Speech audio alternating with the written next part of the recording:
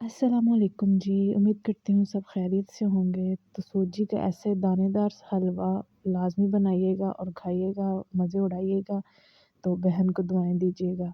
तो चलते हैं रेसिपी की तरफ और बहुत ईज़ी और क्विक बनने वाली ये रेसिपी है। सबसे पहले जो हम लोगों को इंग्रेडिएंट्स चाहिए वो है, मैंने यहाँ पे 1 कप सूजी ली थी, 1 कप ही शुगर लिया था। अगर 1 कप सूजी ले रहे हैं तो उसकी मेजरमेंट भी इसी लिहाज से करेंगे। 1 कप सूजी, 1 कप ही चीनी और 1 कप ही ऑयल जाएगा और इसी के मुकाबले में 3 जो ना प्यालियाँ पानी की जाएँगी। पानी इसका 3 अदद जाएगा, बाकी चीज़ें सेम क्वांटिटी में जाएँगी। यहाँ पे मैंने 1 कप ऑयल ले लिया है, इसमें मैंने जो ना छोटी इलायची के दाने निकाल के उनको ज़रा जो है ना पका लिया था।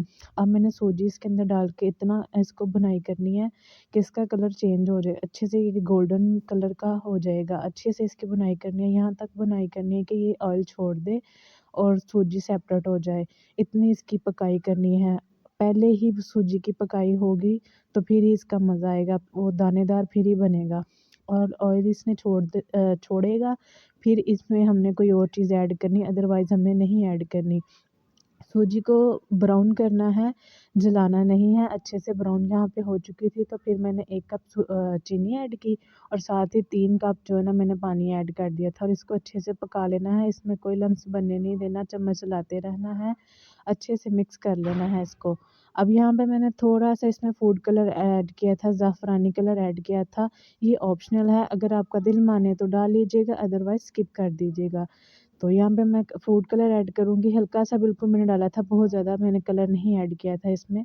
तो यहाँ पे कितना खूबसूरत सा ये हमारा दानेदार हलवा तैयार हो गया है और यहाँ इसकी फिर से दोबारा बुनाई करेंगे। इतनी बुनाई करेंगे कि ऑयल सेपरेट हो जाएगा, कढ़ाई को ऑयल छोड़ देगा, साइडों पे आ जाएगा ऑयल। किनारों पे ऑयल आना शुरू हो जाएगा, फिर हम लोगों ने आँच बंद कर देनी है। यहाँ पे ड्राई फ्रूट ऑप्शनल हैं, जितने आपको पसंद हैं डाल लीजिएगा। जो चीज़ आपको पसंद है, मुझे सिर्फ़ इसमें बादाम ही अच्छे लगते हैं तो मैंने बादाम ऐड करने हैं एंड एंड पे।